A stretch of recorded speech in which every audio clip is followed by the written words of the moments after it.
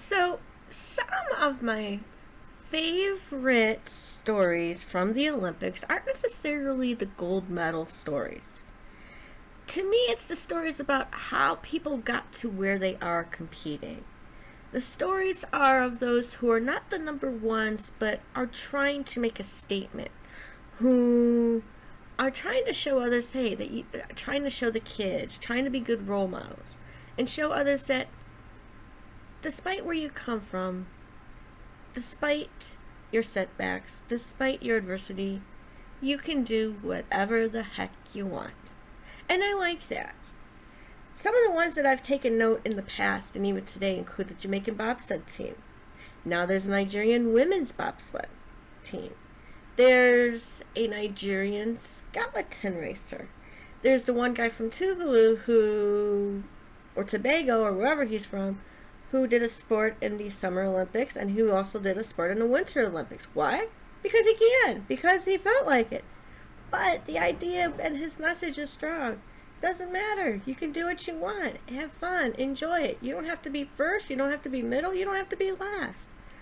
As long as you try and as long as you make the attempt. But what I also love is how these stories bring about the, people who had a mindset and a goal that they're going to win it. They're going to do it. Because that's what keeps them going. That's their drive. That's like the end goal. Well, for most, winning a gold medal is the end goal. But for a lot, if they get silver, bronze, hey, you're still recognized. And that's the interesting part, because usually the gold medal people, they kind of disappear, or you don't hear much from them unless they have a certain personality. Then they become commentators. But it's those people that are in second and third place that I tend to hear more about. I see more successes from. I take the example of Brian Orser, who was a longtime silver medalist in Worlds and even in the Olympics. Now he's one of the most successful coaches ever. He coached Gina Kim. He's coached a couple of the men's winners from this year. And now he's coaching a few more of the other girls. And it's like, whoa!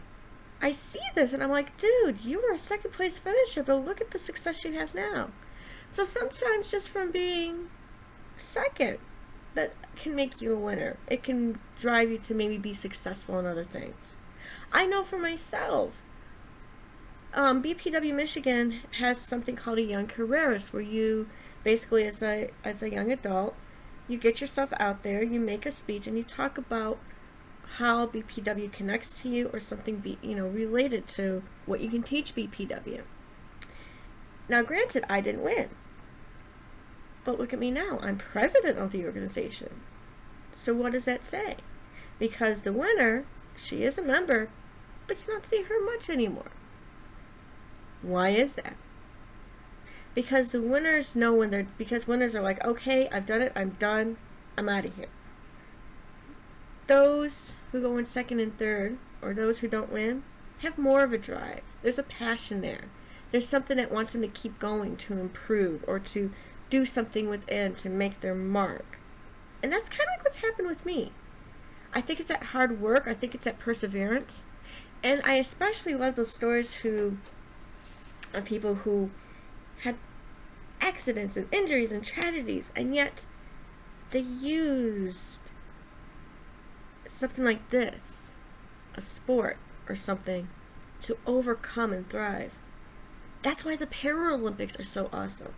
That's why the Paralympics are even inspiring, and those are going to be coming up soon. That's why I encourage all of you to watch the Paralympics, because there are some stories there that are just going to go, wow. So, for you, what drives you? What is your end goal? Are you that gold medalist that say, okay, I'm done, I'm out of here, and you don't hear from you anymore? Are you the one that's on the podium still in second or third and know you can achieve for better, or use that as a jumping point? Or even if you didn't make the podium, is there something that still keeps you going? And what is it? Is it a personal thing, and you're using that big stage? Whatever that is, use that to your advantage. Because you just never know what successes you might find, and you might surprise yourself too. I know it's happened to me.